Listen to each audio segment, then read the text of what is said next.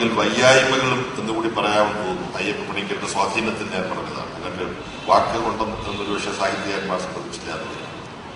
അങ്ങനെ പല വയ്യായ്മകളും അനുഭവിച്ചുകൊണ്ട് അദ്ദേഹം ഇരിക്കുമ്പോൾ അദ്ദേഹത്തിന്റെ ഒരു ചിത്രമെടുക്കാൻ അദ്ദേഹത്തെ ഇഷ്ടപ്പെടുന്നവരും ആരാധിക്കുന്നവരും ഒക്കെ നിർബന്ധം പിടിച്ചു. പക്ഷെ ആ ഫോട്ടോ എടുത്തു കഴിഞ്ഞപ്പോൾ അദ്ദേഹം പറഞ്ഞു, വയ്യപ്പ പണിക്കർ എന്ന് അടിക്കുറിപ്പ് കൊടുക്കാം. വളരെ സ്വാഭാവികമായിട്ട് അദ്ദേഹം പറയുകയാണ്.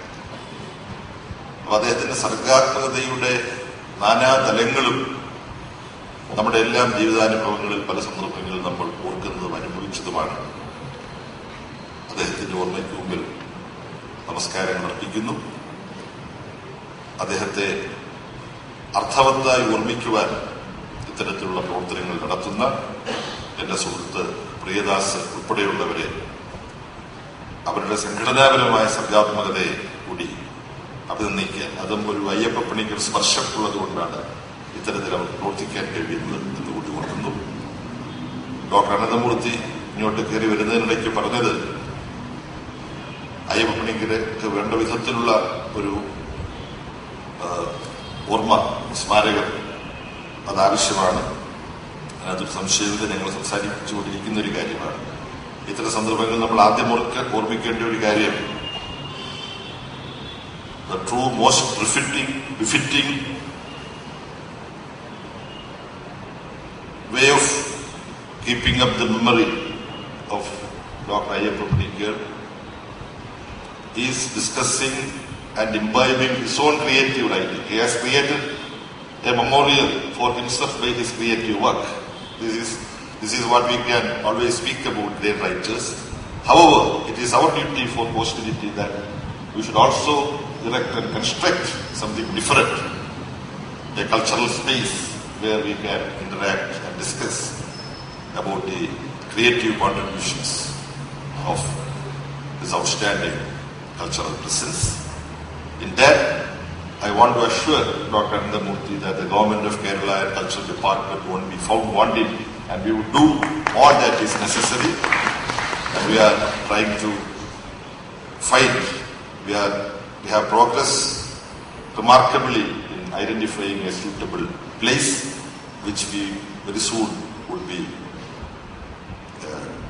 after having completed all technicalities which are unavoidable in the government system. So after having completed such formalities, I hope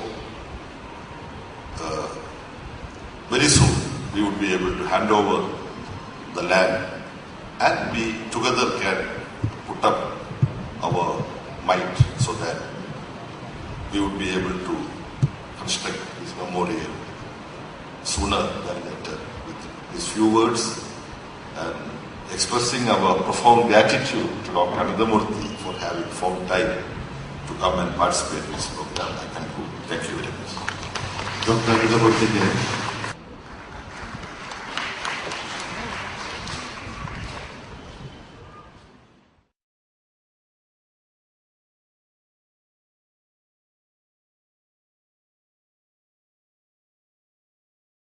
കവിത മിക്കവാറും നമ്മൾ വായിക്കുമ്പോൾ നമ്മുടെ മനസ്സിൽ കവിതയിലെ പദങ്ങൾ ഉണർത്തുന്ന താളബോധം അറിയാതെ കടന്നുവരും.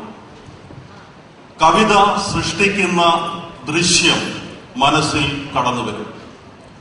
ഇതെല്ലാം ആപേക്ഷികമാണ്. വായനക്കാരുടെ അനുഭവ പ്രപഞ്ചവുമായി ബന്ധപ്പെട്ട് താളത്തിനും ഈ ദൃശ്യത്തിനും വ്യതിയാനങ്ങൾ ഉണ്ടാവാം. അയ്യപ്പ പണിക്കർ സാറിന്റെ കവിതകളിൽ താള വൈവിധ്യം അനവധി ഉണ്ട്. സാറ് പരിചയപ്പെട്ട ജീവിതത്തിന്റെ താളങ്ങൾ കവിതയിലെ പദങ്ങളിൽ കൂടെ വായനക്കാരുടെ മനസ്സിലേക്ക് ഓടിയെത്താറുണ്ട്. കുട്ടനാടൻ താളം, നഗരജീവിതത്തിന്റെ താളം, കുട്ടനാട്ടിൽ നിന്ന് നഗരജീവിതത്തിലേക്ക് കടന്നു വരുമ്പോൾ വഴിയരികകളിൽ പരിചയപ്പെട്ട ജീവിതത്തിന്റെ താളം, സഞ്ചരിച്ച വാഹനങ്ങളുടെ താളം, ഇതെല്ലാം ആ കവിതകളിൽ നമ്മൾ പരിചയപ്പെടുന്നു. എന്ന് മാത്രമല്ല, ചില ഘട്ടങ്ങളിൽ താളം കൃത്യമായി സൃഷ്ടിക്കുന്നതിന് വേണ്ടി ചില വരികളെ മുറിക്കുമ്പോൾ, ചില പദങ്ങളെ മുറിക്കുമ്പോൾ അനുഭവങ്ങളുടെ പുതിയ മേഖല വിടർന്നു വരുന്നതും വായനക്കാരുടെ മനസ്സിൽ ഉണ്ടാകുന്ന ഒരു അനുഭവമാണ്. അയ്യപ്പ പണിക്കരുടെ കവിതകൾ പുതിയ തലമുറ എങ്ങനെ കാണുന്നു എന്നുള്ള ഒരു അന്വേഷണമാണ് യഥാർത്ഥത്തിൽ കവിതയുടെ കാഴ്ചവട്ടം എന്ന ഈ പരിപാടി നിങ്ങളുടെ മുമ്പിൽ അവതരിപ്പിക്കുമ്പോൾ നമ്മൾക്ക് ബോധ്യമാകുന്ന ഒരു വസ്തുത. തിരുവനന്തപുരം സിറ്റിയിലെ വിവിധ കലാലയങ്ങളിലെ 5 കലാലയങ്ങളിലെ വിദ്യാർത്ഥികൾ അവരുടെ അനുഭവത്തിൽ അയ്യപ്പ പണിക്കരുടെ കവിത എങ്ങനെയാണ് എന്ന് നമ്മുടെ മുമ്പിൽ അവതരിപ്പിക്കുന്നു. ഇത് കാണുമ്പോൾ ഒരുപക്ഷെ നമുക്ക് പക്ഷാന്തരങ്ങൾ ഉണ്ടാവാം. ആ അഭിപ്രായ വ്യത്യാസങ്ങളെല്ലാം വെച്ചുകൊണ്ട് തന്നെ ഒരു ജനാധിപത്യ സ്വഭാവം അയ്യപ്പ പണിക്കരുടെ കവിത പുലർത്തുന്നു എന്നുള്ള സത്യം തിരിച്ചറിഞ്ഞുകൊണ്ട് തന്നെ നമ്മൾ ഇത് കാണുക, ഇവരെ അനുഗ്രഹിക്കുക.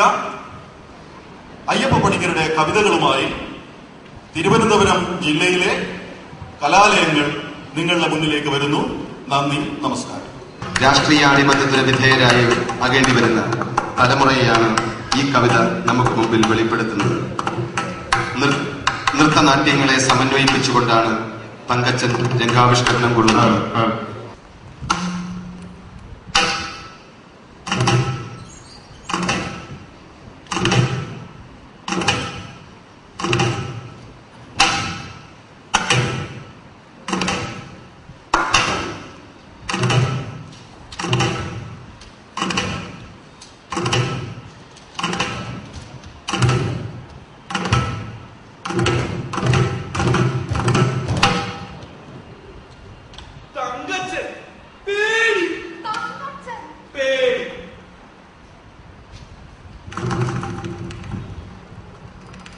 തങ്കച്ചൻ ജനിച്ചപ്പോൾ ജനനത്തെ പേടിച്ചു.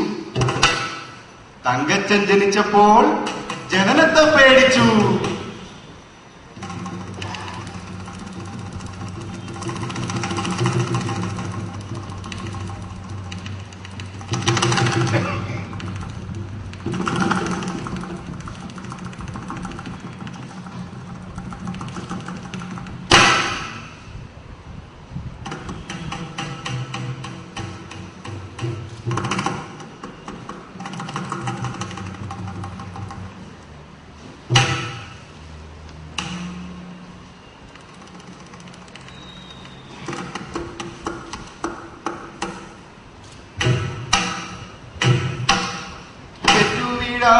ഭൂമിയുണ്ടോ, പേരെടുക്കാൻ രാത്രിയുണ്ടോ, വഴി കാട്ടാൻ വെളിച്ചമുണ്ടോ?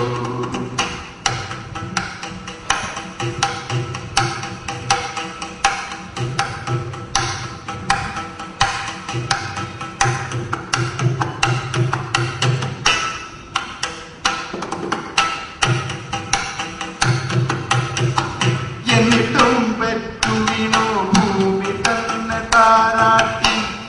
എന്നിട്ടും പെറ്റുവിനോ ഭൂമി തന്നെ താരാട്ടി. എന്നിട്ടും തങ്കച്ചന് പേടി തന്നെ പേടി. എന്നിട്ടും തങ്കച്ചന് പേടി തന്നെ പേടി.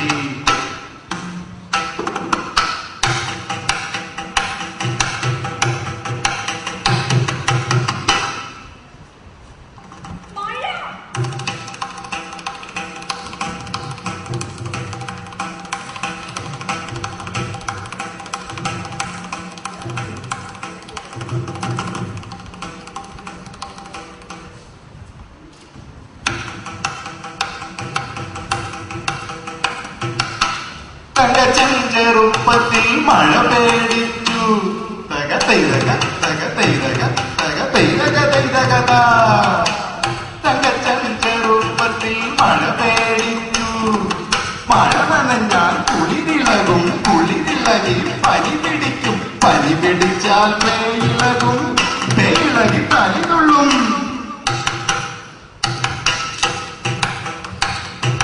കളിക്കാനും പോയില്ല, കുളിക്കാനും പോയില്ല, കുളിക്കാനും പോയില്ല, കളിക്കാനും പോയില്ല. കളപ്പുഴയ്ക്കുള്ളിലിരുന്നേ കാലം കഴിച്ചു.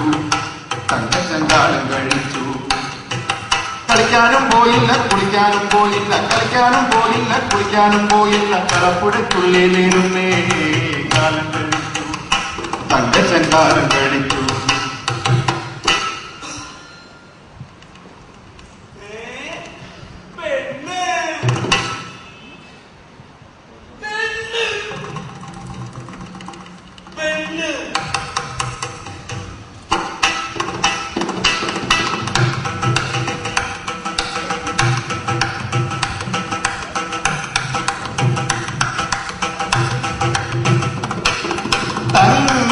തങ്കച്ചന്യവനത്തിൽ പെണ്ണു മേടിച്ചു തകതൈ തക തകതൈ തക തകതൈ തകതൈ തകതാ.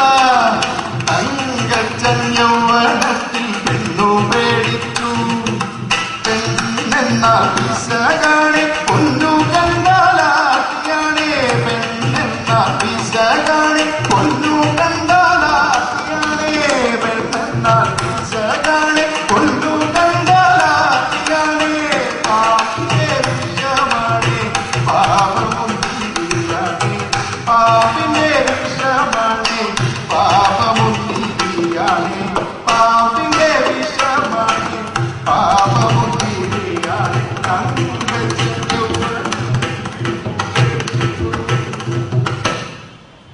കെട്ടാനും പോയില്ല കെട്ടാനും പോയില്ല തങ്കച്ചൻ കെട്ടാനും പോയില്ല തിരുന്നിലും പോയില്ല കെട്ടിക്കാൻ നടപ്പോരെ കണി പോലും കണ്ടില്ല കെട്ടാനും പോയില്ല തിരുന്നിലും പോയില്ല കെട്ടിക്കാൻ നടപ്പോരെ കണി പോലും കണ്ടില്ല തങ്കച്ചൻ കെട്ടിക്കാൻ നടപ്പോരെ